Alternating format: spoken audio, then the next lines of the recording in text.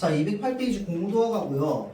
요 대단원은요, 그 완전히 옛날 그냥 초고대 그 고대 가요부터 해가지고 이제 중세, 근대, 현대 문학까지 그냥 이제 문학의 흐름을 쭉 이렇게 이제 대표적인 작품들로 보는 단원이거든요.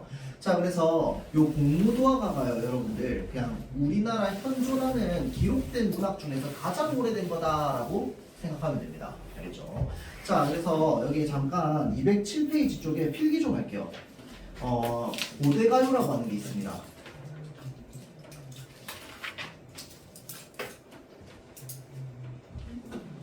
자, 그래서 고대에서 넘어오면 이제 뭐로 넘어오는 거야? 중세로 넘어오는 거지. 중세에서 근대로 넘어오는 거고. 자, 그래서 이 고대가요의 특징에 대해서 이야기를 좀 하자면, 고대가요는 언제부터 시작인데? 라고 하면 그냥 인류 문명이 한반도에 있었던 때부터 시작인 거야. 그러면 그때 당시 아주 옛날일 거 아니야. 그럼 그때는 부족 단위로 모여가지고 주로 뭘 했을까요? 노래를. 주술적인 노래를 불렀습니다. 부족 단위로 모여서 이제 저기 뭐 동물 같은 거 잡아가지고 하늘에다 제사 지내고 빌고 다 같이 강강수월래하면서 노래하고 약간 이런 식으로 했겠지. 그런 것들이 대부분 다 이제 고대 가요였어요. 그래서 그런 것들 중에 지금 남아 있는 건 사실 거의 없기는 하지만 그렇다는 흔적이나 이런 것들은 뭐 동굴벽화라든지 이런 걸 통해서 우리가 알 수 있잖아, 맞죠? 자, 그래서 원래는 고대 가요가요 집단 주술적 특징을 가지고 있었습니다. 다 같이 모여서 비는 거야. 주술하는 거야. 원래 그러한 특징을 가지고 있었는데 이 집단 주술적 특징을 가지고 있는 거에서 뭘로 넘어가냐면요. 개인적 서정으로 넘어갑니다. 자, 개인적 서정이라고 하는 건 그냥 자기 자신의 감정이잖아. 이해돼요? 그러니까 원래는 뭐에 대한 노래만 했냐면 우리 부족과 관련해가지고 농사 잘 되게 해달라, 뭐 해달라, 자연재해 없게 해달라, 뭐 이런 식의 이제 노래들을 부르다가 뭘로 넘어간다고? 그냥 내 개인의 감정을 노래하는 걸로 넘어간다고요. 자, 그래서 요 중간에 과도기의 시기에 있던 작품들이 대표적으로 공무도화가, 뭐 항조가, 그 다음에 구지가, 뭐 이런 작품들이 있습니다. 자, 그래서 공무도화가랑 황조가는요 개인적 서정을 노래하고요, 구지가는요 집단 주술입니다. 공무도화가는 오늘 할 거고, 황조가는 뭐냐면요, 그 고구려 시대 고구려 2대 왕인 유리왕이 자신의 부인을 잃고 슬퍼하면서 외로워하면서 부르는 노래입니다. 개인적 서정이고요. 구지가는 뭐냐면요, 그 가야 있죠, 가야국 부족들이 모여가지고 우리에게도 왕을 내려달라라고 거북이한테 비는 겁니다. 집단 주술이죠. 그렇죠? 자, 그래서 이런 특징들을 좀 가지고 있었다. 당시에 과도기라서 이런 것도 있었고 이런 것도 있었어. 그러다가 점차 뭘로 넘어가는 거야? 개인적 서정으로 넘어가는 겁니다. 알겠죠? 자, 그래서 요 공무도화가 208페이지를 좀 보면, 요거는 아까 이야기했듯이 우리나라에 현존하는 가장 오래된 이제 문학이다라고 알려져 있고요. 기록된 건 아마 삼국유사 때 삼국유사에 기록이 되어 있었을 겁니다. 시대는 어느 시대냐면요, 고조선 시대입니다. 그러니까 지금으로부터 못해도 2000년, 2000몇백 년 전이야. 그렇죠? 자, 그래서 이 고조선 시대에 어떤 사람이 있었냐면요, 여기 배경사를 한번 봅시다. 광리자고라고 하는 사람이 있었습니다. 이 사람이 뭐였냐면 뱃사공이었어요. 뱃사공이니까 물 근처에 있었겠지. 이 사람이 새벽에 뭘 보게 되냐면요, 이 백수광부라는 사람을 보게 됩니다.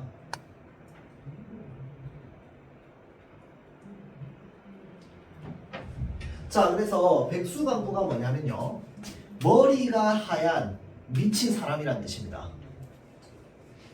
자, 그래서 이 머리가 하얀 미친 사람을 보게 돼요. 이 사람이 술병을 들고 강을 걸어서 건너려고 하는 거야. 근데 생각해봐봐. 뱃사공이잖아. 그러면 그 강은 배가 떠 있다는 건데 배가 왜 떠 있는데? 사람이 못 건너니까 떠 있는 거 아니야. 근데 거기를 지금 뭐 하겠다는 거야? 걸어서 건너겠다는 거야. 그리고 지금 광리자고 이렇게 보고 있는 겁니다. 그래서 이 강을 건너려고 하는데 뒤에서 아내가 미친 듯이 쫓아오는 거야. 제발 건너지 말라고. 건너가면 죽는다고. 당연한 거니까. 맞죠? 그러니까 제발 건너지 말라고 아내가 쫓아오면서 부르는데 이 백수강부가 그냥 뿌리치고 가버립니다. 그럼 가다가 어떻게 되겠어? 떠내려가지. 그래서 떠내려가서 죽어버립니다. 그 모습을 아내가 본 거야. 그래서 이 백수강부의 아내가 슬퍼서 노래를 불렀는데 그 노래가 바로 이 노래입니다. 알겠죠? 자, 그래서 여기서 끝이 아니라요. 이 노래를 불렀어요. 이 노래를 불렀는데 광리자모는 지금 이 상황을 다 보고 있잖아. 뱃사공이니까. 이걸 쭉 다 보고는 퇴근해가지고 집에 가가지고 아내한테 오늘 이런 썰이 있었다면서 아내한테 썰을 얘기해줘요. 그랬더니 이 광리자모의 아내가 이 썰을 들으면서 너무 슬퍼서 우는 거야. 너무 슬퍼서 울면서 집에 공후라고 하는 악기가 있는데 이 공후라고 하는 악기를 치면서 그 아내가 불렀다고 하는 노래를 광리자고의 아내가 똑같이 부르는 거야. 그 이야기가 담겨 있습니다. 알겠죠? 자, 그래서 백수광부의 아내가 불렀다라고 알려져 있어서 백수광부의 아내 이렇게 적혀 있는 겁니다. 이 썰은 광리자고로부터 이제 타고 와가지고 입에서 입으로 계속 굴리다가 한자가 이제 쓰이기 시작한 시점부터 어떻게 된 거야? 한자로 기록이 된 거겠지. 맞죠? 자, 그래서 내용 보면 진짜 별거 없습니다. 여러분들 그 왜 무슨 드립이라고 해야 될까요? 말들 중에 그런 거 있잖아.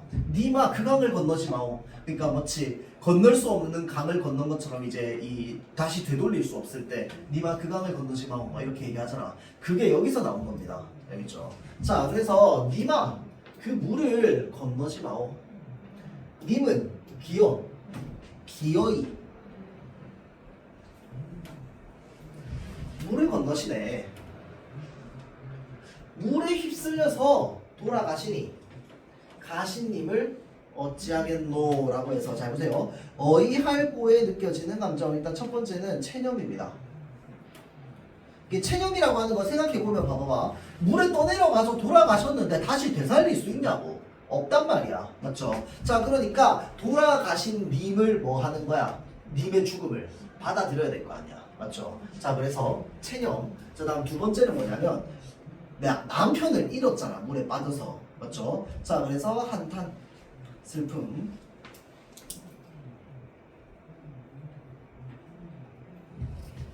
의 감정이 동시에 느껴지고요. 자, 다음 이 물이라고 하는 상징적인 소재에 대해서 우리가 생각을 해봐야 되는데 니마 물을 건너지 마오라고 할 때 이 물은요 무엇을 좀 이제 떠올려 볼 수 있냐면 어떤 이미지를 떠올려 볼 수 있냐면 님에 대한 사랑이나 걱정의 이미지를 떠올려 볼 수 있습니다.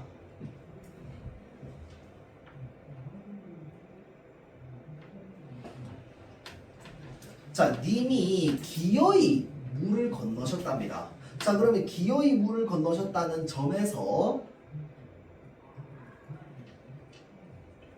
단절. 그러니까 님과 나를 단절 짓는 역할을 하는 겁니다. 우리가 보통 고전 시가에서 가장 많이 나오는 역할이 뭐야? 단절의 역할이지. 우리 님은 무슨 강이 이렇게 가리고 있길래 이렇게 안 찾아오는가? 라고 하면 이 강이 뭐야? 님이 날 찾아오지 않게 만드는 강인 거야. 맞죠? 자, 그래서 님과 나 사이를 단절시키는 역할을 하는 강입니다. 자, 그 다음 마지막 물에 휩쓸려 돌아가시니라고 되어 있어요. 자, 그럼 여기 있는 물은 어떤 역할을 합니까? 우리를 죽게 만드는 무시무시한 물입니다. 왜 이렇게 많은 상징들이 물에 담겨 있을까? 자, 우리가 부족을 모아서 사는, 그러니까 아주 옛날에는 이 물이라고 하는 게 살아가는데 진짜 반드시 필요한, 없으면 안 되는 겁니다. 우리는 사실 물이 넘쳐나기 때문에 뭔가 물에 대한 부족함이나 뭐 필요함 이런 것들을 느끼면서 살아가진 않지만 옛날 사람들 입장에서 물이 반드시 필요합니다. 농사도 지어야 돼, 먹어야 돼. 근데 물을 뭐 바로바로 만들어서 먹을 수 있는 것도 아니고 찾아가야 먹을 수 있잖아. 그런데 물 조금만 잘못 건너면 어떻게 돼? 빠져 죽어버려. 맞죠? 또 막 홍수가 나거나 뭐가 하거나 자연재해가 일어나면 또 죽는단 말이야. 그렇죠. 자, 그래서 그때 당시에는요, 그러니까 자연현상이라고 하는 건 우리의 목숨을 언제든지 빼앗아갈 수 있는 무시무시한 것이었습니다. 그러니까 이 물이라고 하는 게 님에 대한 사랑이나 걱정을 나타내는 어떤 메시지로서, 우리 두 사람을 갈라놓는 단절의 메시지로서, 또는 누군가를 죽게 만드는 어떤 죽음의 상징으로서 쓸 수 있는 겁니다. 무슨 말인지 알죠? 쓰게 되는 거죠. 그런 이제 인식들이 물에 담겨 있으니까. 그렇죠? 자, 그래서 내용은 그게 끝입니다. 고대가요. 그래서 물의 특징, 그리고 줄이 4줄이잖아. 그치? 그래서 우리가 이걸 뭐라고 합니까? 사구체라고 하죠. 자, 그러면서 잘 보세요. 글자도 몇 글자? 4글자잖아. 그치? 그래서 이런 걸 우리가 뭐라고 한다? 사언사구라고 합니다. 자, 그래서 사언사구체의 노래고요. 물과 관련되어 있는 상징성, 어이할고에 들어가 있는 어떤 감정, 이런 것들입니다. 보통 요거는요, 여러분들 뭐랑 같이 엮어서 나올 거냐면 고전 작품 중에 강이 나오는 작품 있잖아. 그래서 그런 거 한 몇 개 이제 섞어가지고 이제 이 시와 물의 역할이 똑같은 거 다른 거 이런 거 이제 구별하라고 이제 문제 나오겠지. 딱 느낌 오죠, 여러분들? 그 다음에 또 이제 어떤 게 있냐면 무언가를 체념하고 슬퍼하는 거. 체념이라고 하는 감정이 뭔데요? 그냥 안 되네? 죽었네? 오케이, 받아들여. 이게 체념이야? 아닙니다. 체념이라고 하는 건 받아들이기 힘든 상황이나 또는 내가 받아들이기 싫은 상황을 참고 견디다가 받아들이는 거야. 어찌할 수 없어서. 알겠죠? 자, 그래서 그런 것들이 체념이다. 그래서 체념의 정서, 한탄의 정서, 이런 것들이 주로 드러난다 라고 하는 걸 알아두면 됩니다. 그거 말고 뭐 별거 없어요. 자, 다음 210페이지 넘어갑시다. 제가야산 독서단입니다. 요건요, 여러분들 한시입니다. 한시. 그러면 아까는 한시 아니에요? 네, 아니에요. 한시는요, 철저하게 중국 스타일의 시여야 됩니다. 중국어의 문법으로 한문을 똑바로 써야 돼요. 그래서 왜 여러분들 얘도 한자로 쓰여 있잖아. 근데 제막내가 같은 한가도 한자로 쓰여 있잖아. 근데 제막내가 보고는 우리가 한시라고 하지 않습니다. 왜 그런데? 제막내가는 향찬이라는 문자로 쓴 거야. 향찬은 어떤 건데요? 한자를 음과 뜻을 나눠가지고 우리말 순서대로 이제 쓰는 거지. 그러면 한시는 뭐야? 우리말 순서가 아니라 중국어의 어순에 맞게끔 한문을 배열해가지고 한문의 문법대로 쓴 시를 한시라고 합니다. 알겠죠? 그러면 한시는 역사가 얼마나 되는데요? 아주 오래되죠. 우리나라 최초의 한시는요, 고구려 시대에 을지문덕 장군이 쓴 한시가 가장 오래된 한시입니다. 알겠죠? 그럼 그때부터 언제까지 썼는데요? 지금도 쓰고 있어. 한시는 지금도 쓰는 사람 있어요. 알겠지?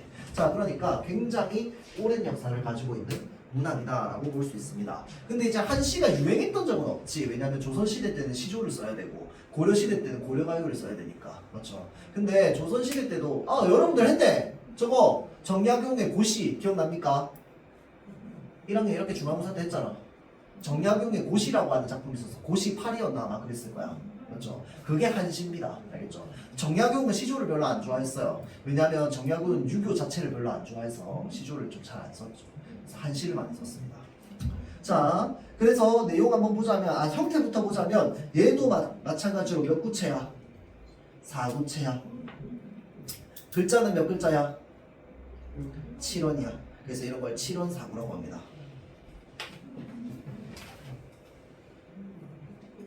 누가 썼냐면 최치원이라는 사람이 썼거든요. 근데 이 최치원의 인생에 대해서 우리가 좀 알아야지 이게 이해가 될 텐데, 최치원이라고 하는 이름을 들어봤다. 손. 최치원 뭐야? 너네 한국사 했어? 1학년 때? 최치원 어떤 사람인데? 이름만 들어본 거야? 뭐라고? 아닙니다. 최치원 어느 시대 사람? 뭐라고? 통일신라 후기쯤의 사람입니다. 신라 사람이에요. 신라 사람.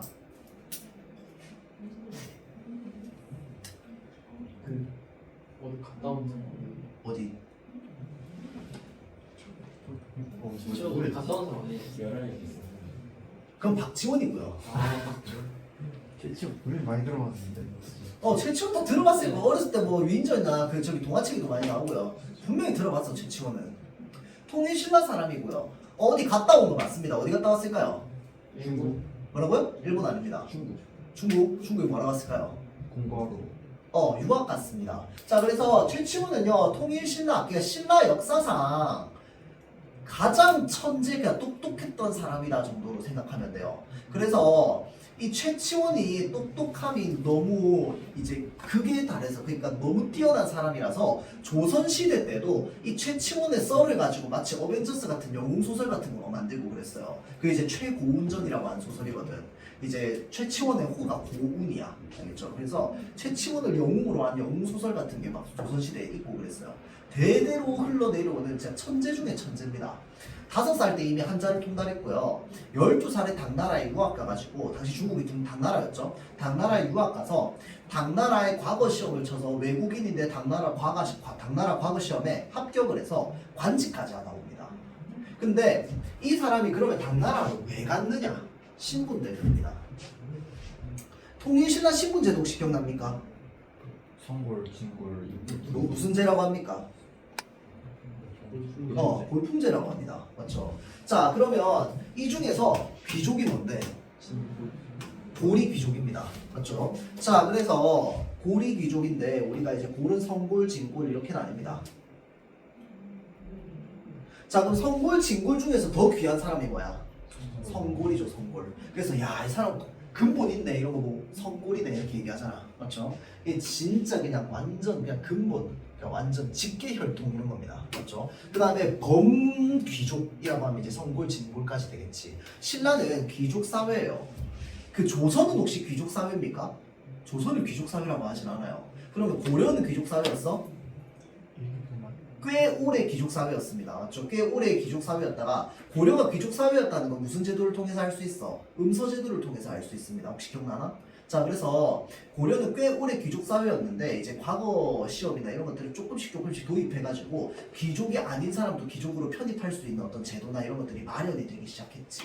고려 후기 때는.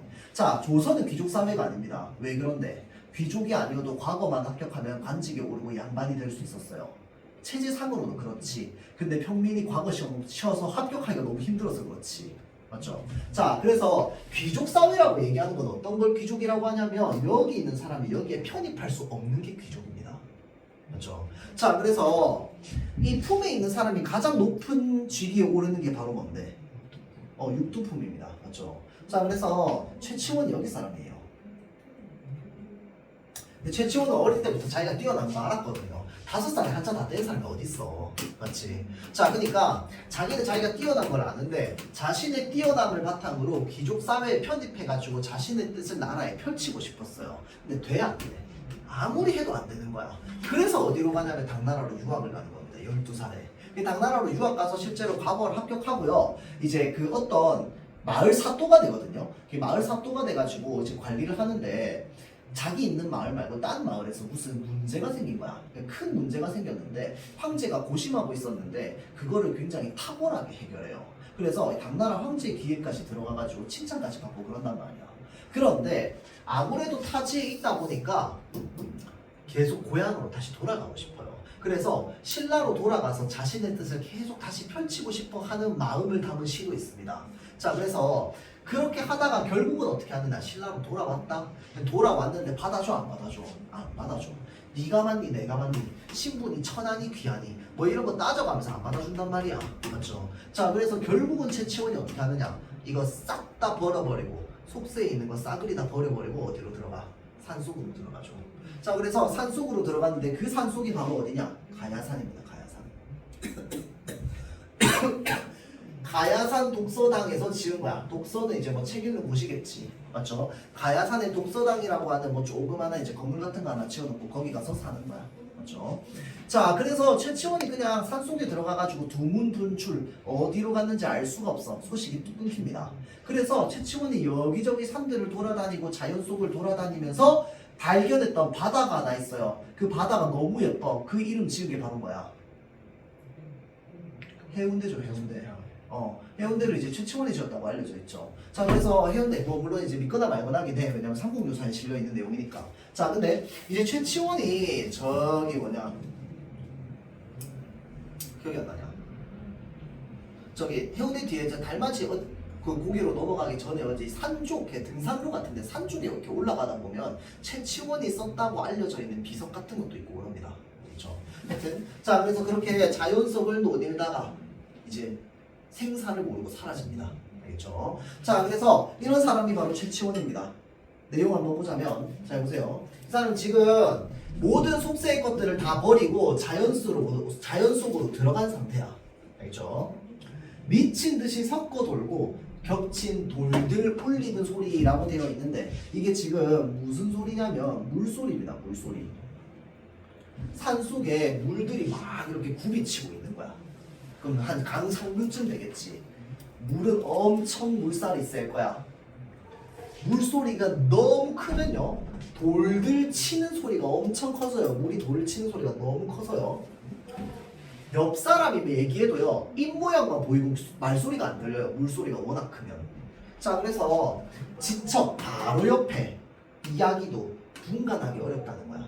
물소리가 너무 세서 주변에서 하는 얘기 소리가 안 들리는 거야. 옳고 그름 시비 소리, 옳고 그름을 시시비비 따지는 소리, 내 귀에 들릴까 봐라고 돼 있잖아. 그쵸? 자 그래서 들릴까 봐니까 안 들렸으면 좋겠다고 생각하는 거야. 맞죠? 그럼 뭐가 안 들렸으면 좋겠다고 생각하는데 이 시비하는 소리라고 하는 게 결국은 속세의 소리인 거야.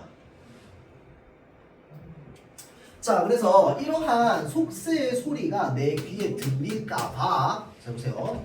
일부러 흐르는 물로 하여금 온 산을 둘러싸게 했네 라고 되어 있습니다. 자 내가 있는 산이 있고요. 산 주변으로 강이 막 둘러싸져 있다고 칩시다. 자 그러면 강 주변에 둘러싸여 있는 강을 내가 마음대로 만든 거야? 만들 수 있어 없어? 없잖아. 강을 어떻게 내 마음대로 만들어요? 맞지? 그러면 일부러 흐르는 물로 하여금 온 산을 둘러싸게 했네 라고 얘기하는 건 내가 이 강을 만든 게 아닙니다. 그럼에도 불구하고 이렇게 얘기하는 이유가 뭘까요? 이 산에 강이 둘러싸져 있어서 물소리밖에 안 들리니 속세 소리가 안 들려서 너무 좋다를 얘기하고 싶은 겁니다. 속세의 소리를 너무 안 듣고 싶다고. 이해되죠? 자 그래서 지금 일부러 흐르는 물로 하여금 감싸게 했다라고 하는 이런 표현을 우리는 뭐라고 하냐면 자연물의 주관적 변용이라고 합니다. 내 맘대로 바꾼 거야. 사실 내가 어떻게 강을 만들어? 강이 원래 나 있는데 내가 이렇게 표현하는 거지. 맞죠? 자 그래서 이 자연물의 주관적 변용을 통해서 우리가 무엇이 드러난다? 이 사람이 속세의 것들을 너무 멀리하고 싶어 상처를 많이 받아가지고 그런 의지나 마음이 여기서 드러나는 겁니다. 알겠죠? 자 다음 우리가 보통 이렇게 나누면 얘는 지금 뭐만 하고 있냐면 미친 듯이 섞어 돌고 있는 이 물, 산, 소리 이런 것들에 대해서만 얘기하고 있습니다. 감각적인 것들 맞죠? 정서 느껴져 안 느껴져? 안 느껴집니다. 자 그래서 먼저 경치를 제시한다. 선경. 정서는 어디 나와요? 옳고 그름 시비 소리 들릴까 봐라고 하는 게 뭐야? 나 지금 뭐 안 하고 싶어? 속세의 소리 안 듣고 싶어. 옳고 그름 따지는 소리 안 듣고 싶어. 이 말입니다. 자 그래서 선경 부정 이렇게 얘기합니다. 선경 부정 의 구조를 가지고 있다. 자 그러면 끝입니다.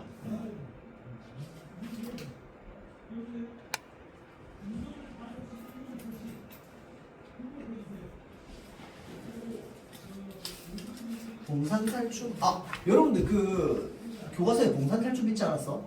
없었나? 나 기억이 안 나서 없었나? 그러면 봉산탈춤 넘어가고요. 어디로 갈 거냐면 242페이지 봅시다. 향가 쭉 갈 거야.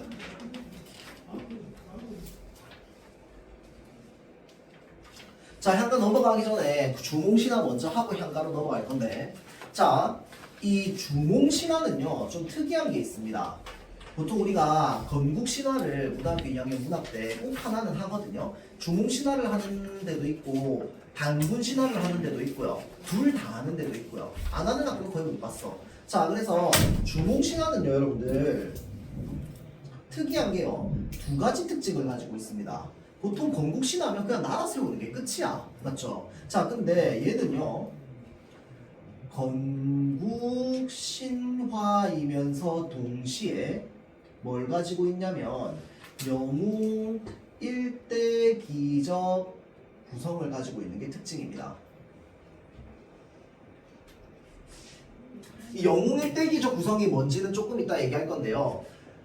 이 주몽신화가 가지고 있는 영웅 일대기적 구성이 계승돼 가지고 우리 모의고사에 자주 만나는 그 고전 소설에 보면 영웅 소설 자주 나오잖아. 그 나오는 영웅 소설의 어떤 기본적인 어떤 틀이나 이런 것들이 여기서부터 만들어졌다라고 볼 수 있습니다. 근데 이 주몽신화를 따지면 이건 몇천 년 전 이야기잖아. 몇천 년까지는 아니죠. 기원전 한 58년이니까 한 2000년 전? 이라고 좀 볼 수 있겠네. 맞죠? 자, 그래서 그때부터 흘러나오던 이야기의 이 구조와 흐름이 계승되어서 조선시대 때 한참 많이 쓰였던 그런 영웅소설의 기틀이나 틀로 작용을 했다는 겁니다. 알겠죠? 자, 그래서 내용부터 한번 보고 구성을 살펴볼 거예요. 자, 주몽신화인데 주몽이 어디 세웠는지는 다 알잖아. 뭘 세웠는데? 고구려를 세웠겠지. 맞죠? 자, 그래서 이 주몽이 고구려 세운 이야기입니다. 볼게요. 고구려는 곧 졸본부여다 라고 되어 있습니다. 자, 이게 왜 그러냐면요. 고구려, 그 주몽이요, 여러분들. 도망쳐 나와서 나라 세운 거 알고 있습니까? 주몽은 도망쳐서 나와서 나라를 세웠죠. 그럼 주몽은 원래 어느 국적 사람인데?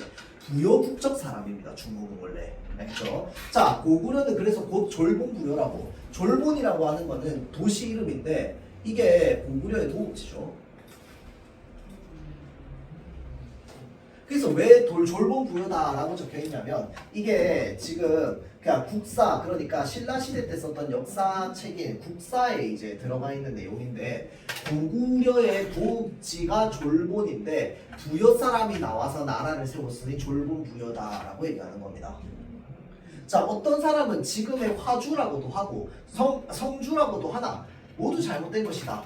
졸본주는 요동 경계에 있는데 국사 고려공기에는 이렇게 되어 있었다. 잘 보세요. 시조 동명성제. 우리가 보통 이제 주몽을 보고 동명성왕이라고 합니다. 맞죠? 자, 동명성제. 쟤는 황제할 때 제자겠죠. 성은 고씨고 이름은 주몽이래요. 그래서 고주몽입니다. 이에 앞서 북부여의 왕 해부르가. 자, 해부르는 북부여의 왕입니다. 자, 이 해부르가 특정한 계기로 어디로 옮기게 되냐면요. 동부여로 옮겨가서 살게 됩니다. 이게 나라의 도읍지를 옮겨요. 동쪽으로. 그래서 거기가 동부여라. 이 해부르가 죽자 아들인 금화가 자리를 이어받았습니다. 자, 이 금화가 자리를 이어받았는데 금화가 태백산 남쪽 우발수라고 하는 강, 연못일 수도 있고 거기에서 한 여자를 만났는데 사정을 물으니 그 여자가 이렇게 얘기합니다. 자신은 하백의 딸 유하입니다 라고 얘기해요. 하백은 물의 신입니다. 강의 신이야. 자, 동생들과 놀러 나왔을 때 이게 딸이 3명이거든요. 하백이 3딸인데 유하가 첫째 딸이야. 동생들 둘을 데리고 놀러 나왔는데 한 남자가 나타나 자신이 천재니까 하늘의 신이겠지. 하늘의 황제의 아들 해모수라고 하면서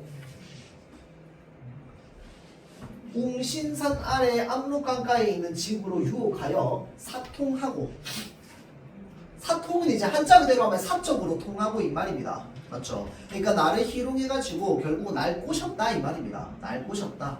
날 꼬셔서 내가 어떻게 됐다? 넘어갔다고 거기에. 근데 해무수가 어떻게 하느냐?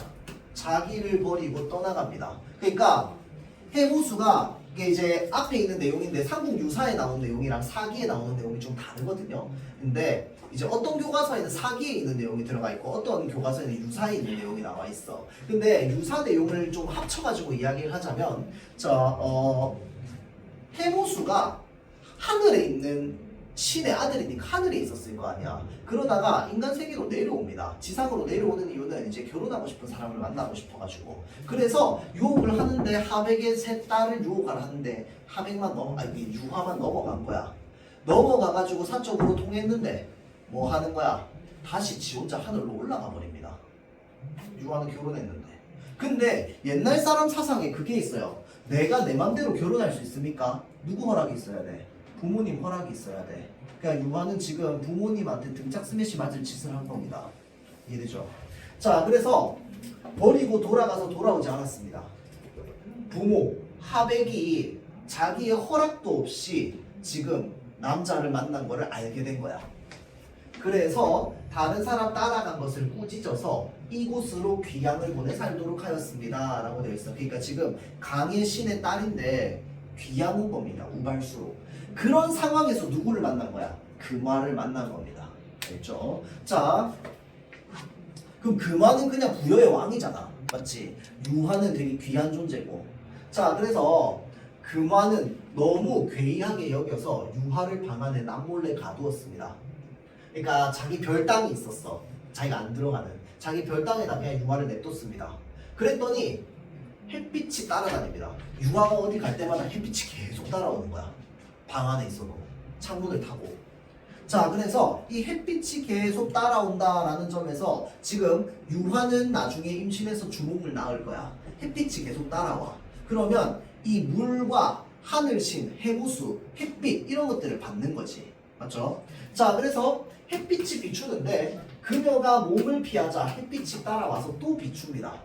이로 인해 뭐 하게 되느냐? 임신하게 됩니다. 그래서 무엇을 낳아요? 알을 낳습니다. 자, 그리고 여기서 어차피 주몽 태어날 거 아니야. 맞지? 자, 그래서 우리가 이런 것들을 보고 뭐라고 하냐면요.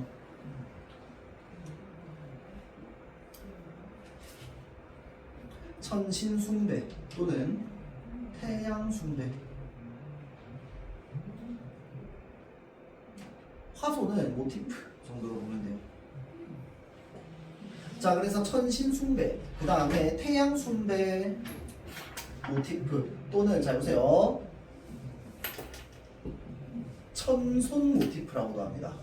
다 다른 말이야, 여러분들. 천신숭배는요, 하늘의 신을 숭배하는 모티프인 거야. 하늘신 숭배하잖아. 왜? 천재의 아들 해무수가 내려왔다며. 맞죠? 자, 다음 태양을 숭배하는 건 도망갈 때마다 태양빛이 계속 따라왔다며. 그러면 그때 당시에 민족들, 그러니까 고구려 민족들은 무엇을 이제 귀하게 생각했던 거야? 하늘, 태양 이런 것들을 굉장히 신성시했던 겁니다. 그렇죠? 자, 그 다음에 천손 모티프라고 하는 건 뭐냐면 나중에 주몽이 나라를 세울 거 아니야. 근데 이 주몽이 누구의 손자인데? 하늘신의 손자잖아. 맞죠? 그래서 하늘의 후예가 나라를 세웠다라고 해서 천신이라고 합니다. 천손이라고 합니다. 알겠죠? 자, 그래서 알을 하나 낳았습니다. 그래서 이 알에서 누가 태어날 거야? 주몽이 태어날 거 아니야. 그래서 우리가 이런 걸 보고 뭐라고 하냐면 난생설화 또는 난생모티프 이렇게 얘기합니다. 자, 그런데 난생이라고 하는 게 알난자입니다. 알난자. 알에서 태어났다고. 근데 여러분들 혹시 우리 역사에서 알에서 태어난 사람 혹시 주몽 말고 또 다른 사람 기억나는 거 있어요? 혁거세 또 있습니다. 뭐라고요? 온조왕도 알에서 태어났어요. 온조왕이 뭐 세웠는데? 백제를 세웠잖아. 그 다음에 알에서 태어난 사람 한 명 더 있어요. 누군데? 수로왕. 4명이 알에서 태어납니다. 근데 4명 다 뭐 한 사람이야? 나라를 세운 사람이죠. 맞죠? 자, 그래서 잘 보세요. 난생이라고 하는 거, 알에서 태어난다라고 하는 건 은유적으로 이런 의미가 있습니다. 일단 첫 번째, 기존의 틀을 깬다.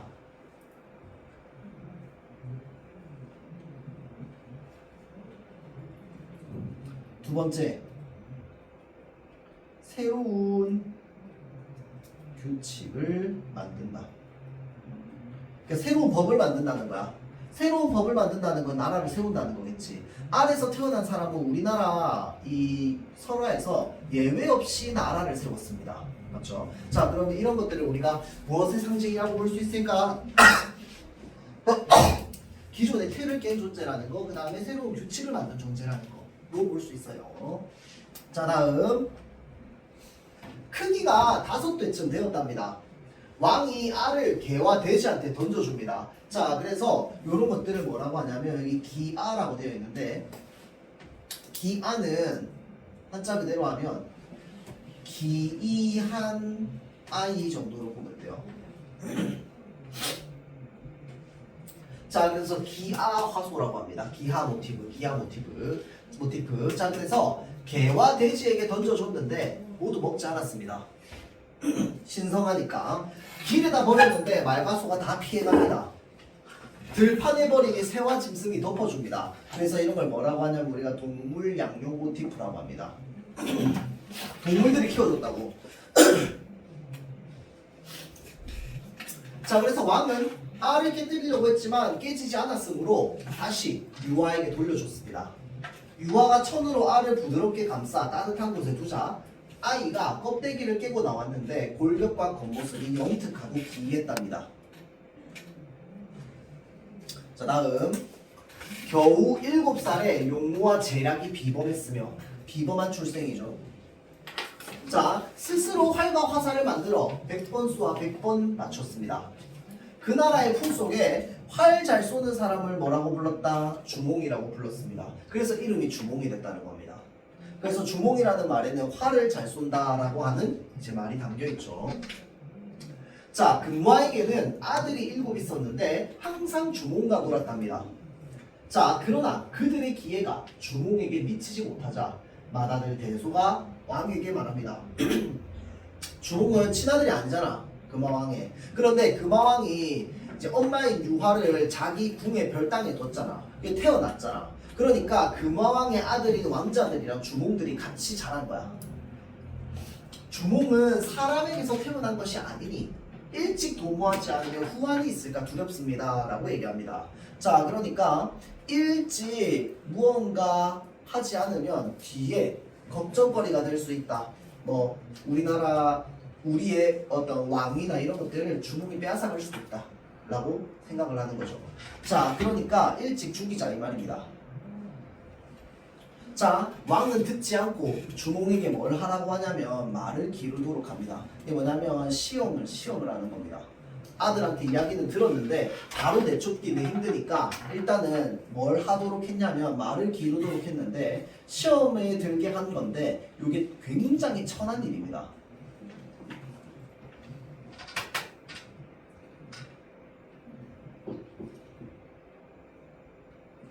그래서 주몽이 어머니한테 뭐라고 얘기하냐면요, 이건 안 나와 있는데 나한테 이렇게 천한 일을 시키라고. 나는 하느님의 손자인데. 그래서 어머니께 제가 저쪽 남쪽 땅으로 가서 나라를 세우고 싶은데 어머니가 여기 계시니까 제가 차마 갈 수가 없습니다. 이렇게 얘기를 합니다. 그러니 유아가 뭐라고 얘기하냐면 가라고 얘기하거든요. 자, 그래서 이제 말을 키우는데 주몽이 준마, 그러니까 준수한 말, 건강한 말을 알아보고 먹이를 일부러 어떻게 하느냐, 조금씩 줍니다. 그래서 일부러 약해 보이게 만들어요. 이 훌륭한 말, 건강한 말을 알아보고 일부러 먹이를 조금 줘서 얘는 이제 빼짝 마르게 만들어요. 그리고 일부러 병든 말을요 아주 잘 먹여가지고 살찌게 만듭니다. 건강해 보이게. 그래서 왕이요 살찐 말을 자기가 탑니다. 별로 안 좋은 말을. 그리고 이 준말은요 주몽에게 줍니다. 왜? 말라 보이니까 별로 약한 줄 알고 힘이 안 센 줄 알고. 왕의 아들들과 여러 신하들이 함께 주몽을 해치려고 하자. 주몽이 도망가야 될 거 아니야. 그렇죠? 자, 도망가는데 주몽의 어머니가 이렇게 얘기합니다. 사람들이 곧 너를 해치려고 하는데 너의 재주와 지략이라면 어디간데 살지 못하겠느냐. 빨리 떠나가라 라고 하는 거죠. 자, 그래서 주몽은요 오이 등 세 사람과, 그러니까 혼자 안 갑니다. 친구들이랑 같이 가는데 조력자야. 덫을 삼아 떠나서 엄수에 도달합니다. 그러고는 물에게 얘기합니다. 뭐라고 얘기하느냐? 나는 천재의 아들이자 하백의 손자다 라고 얘기합니다. 그러니까 생각해보면 주몽은요 엄마가 그러니까 물의 신의 딸이야. 맞죠? 아빠는 뭔데? 해무수란 말이야. 자, 그래서 저기 뭐냐, 주몽은 하느님의 아들의 아들이란 말이야. 그래서 주몽은 하느님의 손자이자 동시에 누구의 손자야? 물의 신의 손자입니다. 맞죠? 그래서 이게 지금 무엇을 드러내는 거냐면 주몽의 고귀한 혈통에 대해서 드러내는 거거든. 자, 근데 생각해보면 여러분들, 나라를 세운 사람들은 기본적으로 혈통이 되게 좋아요. 왜 혈통이 좋을 수밖에 없을까? 이 나라 건국설화란 말이야. 건국신화. 그러면 이거 누가 듣겠어? 그 나라 사람들이 듣는 거야. 그러면 되게 능력도 없고 혈통도 없는 사람이 왕을 해서 나라를 세웠다고 하면 이 나라에 대한 충성심이 생기겠니? 안 생기지. 그러니까 우리가 고구려의 민족이다, 아주 신성한 사람의 민족이다, 또는 하늘의 후손이다 라고 하는 걸 우리가 믿어야지 뭐 할 수 있어. 이 고구려에 대한 충성을 바치면서 나가서 전쟁도 하고 자기 목숨 바쳐서 싸우기도 하지. 그렇죠? 자, 그러니까 일단 기본적으로 이 건국설화에 나오는 주인공은 항상 고귀한 혈통을 가지고 있습니다. 알겠죠? 자, 그래서 이러한 고귀한 혈통을 드러내는 대사가 바로 이런 대사인 거야. 자, 그래서 하백의 손자다 라고 얘기했더니 도망치는데 뒤쫓는 자들이 가까이 오고 있으니 어찌하면 좋겠는가? 그러자 물고기와 자라, 얘네들도 조력자입니다. 자라가 떠올라가지고 다리를 만들어줍니다. 그래서 쭉 건너가요. 그러고는 다리를 풀었으므로 뒤쫓던 기병은 건너지 못했답니다. 그래서 조몽이 도망쳐온 거죠. 부여로부터. 조몽은 졸본주에 이르러, 졸본이 이제 그 고려의 도읍지라고 했습니다. 마침내 도읍을 정했으나 궁궐을 짓지 못하고 비류수에 초가집을 지어 살면서 국호를 모구려라고 했답니다. 그래서 성씨가 어떻게 된 거야? 고씨를 성씨로 잡은 거죠. 근데 이때 나이가 몇 살이라고? 12살이라고. 자, 한나라 효원제 건소 2년 갑10년에 즉위하여 왕이라고 일컬었다 라고 하면서 이제 무엇을 했다? 건국을 했다. 고구려의 전성기는 21만 500호였다. 이 정도의 가구수를 가지고 있었다.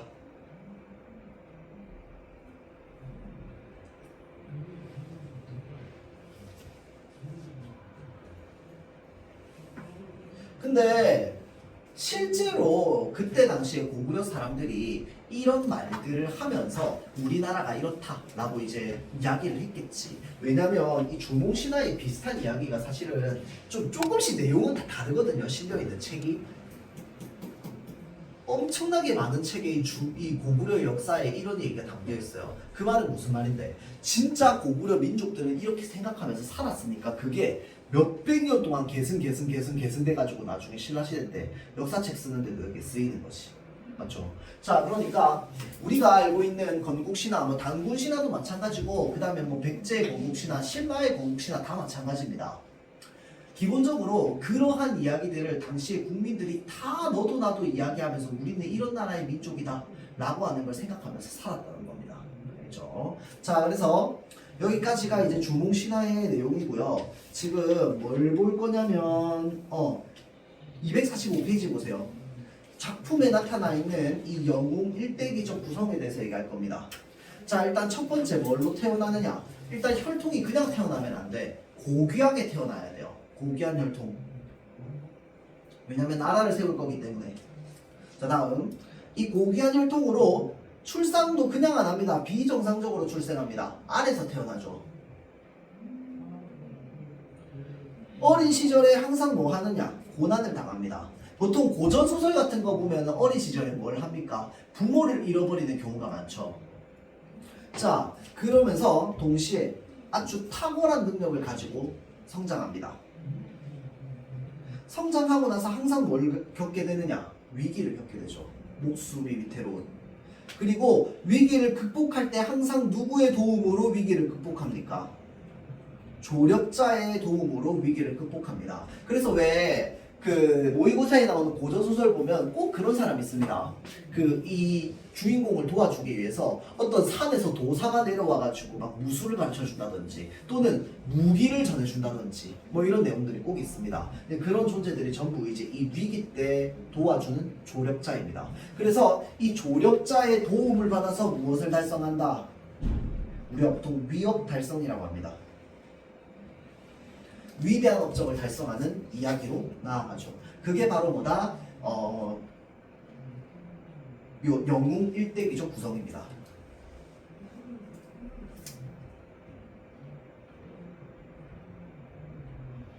자, 그래서 이것도 한번 봅시다. 건국 신화로서 이 작품이 가지고 있는 의미는 뭐가 있느냐? 주몽에게 비범한 능력을 주는 건 신화적 정당성을 확보하는 겁니다. 그러니까 이 사람은 굉장히 신화적인 인물이야. 비현실적이고 전기적인 인물이죠. 자, 그렇게 비범한 능력을 가지고 있기 때문에 뭘 할 수 있는 존재다? 나라를 세울 수 있는 존재다.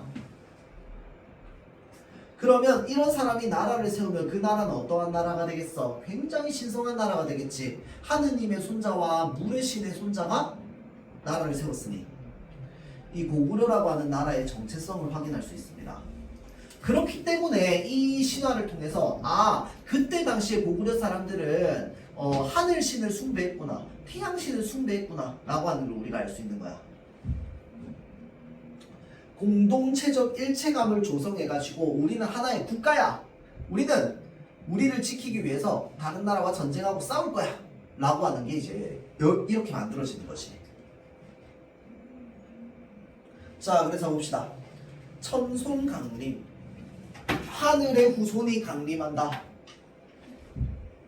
난생, 아래서 태어난다. 기야 나이로 태어난다. 태양 숭배, 태양을 숭배한다. 자, 거기에 플러스 영웅 일대기적 구성해가지고 후대의 어떤 이제 고전 소설이나 영웅 소설로 많이 등장을 하는 거죠.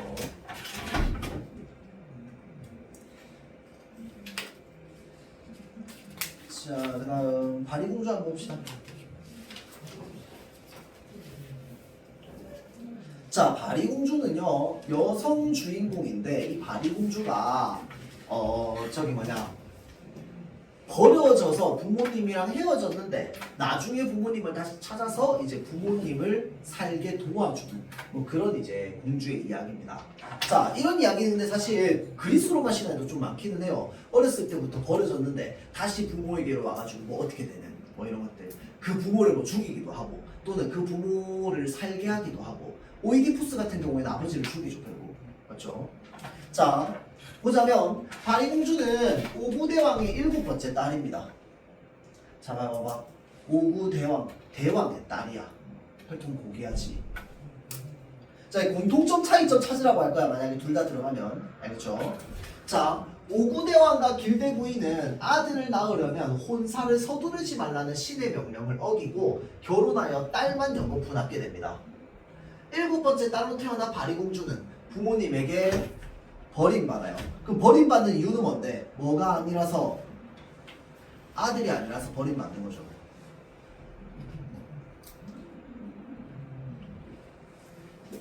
어느 노부부에게서 키워지는데 바리공주라는 말이 어떤 뜻이다? 버려진 공주라는 뜻이라는 거야.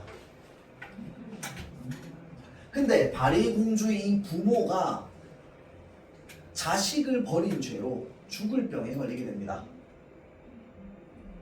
자, 이를 고칠 수 있는 약은요 서천서역국이라고 되어 있습니다.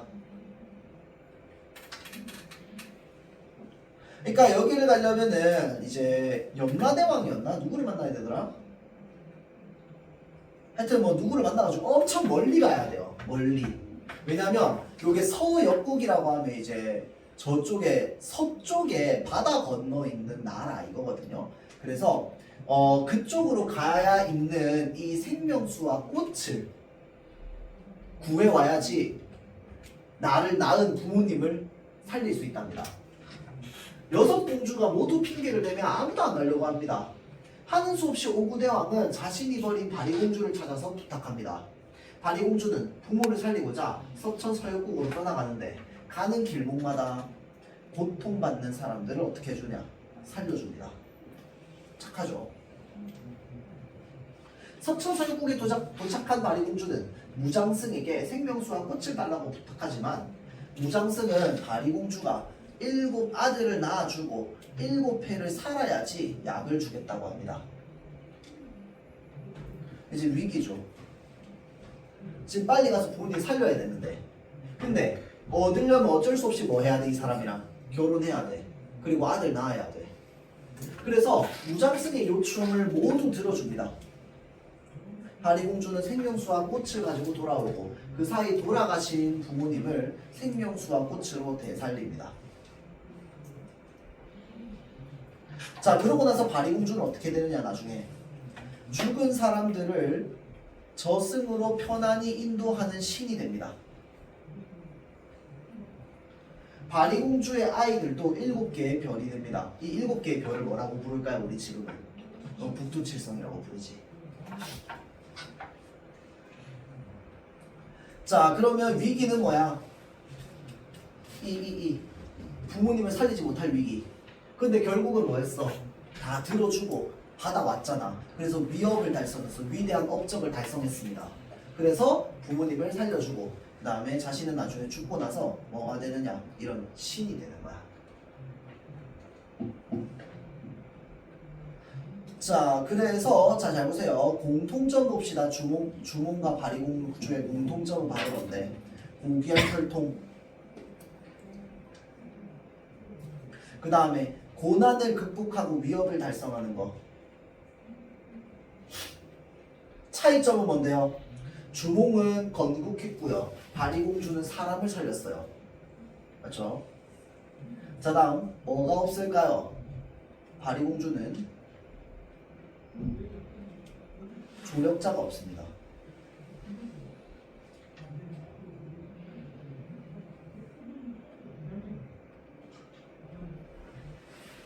대신에 이제 죽고 나서 신이 되지. 그래서 이런 부분들이 좀 이제 공통점 차이점으로 있다 하고 잠깐 쉬었다가 한 과목 들어가도록 할게요. 249페이지 좀 이따 할게요.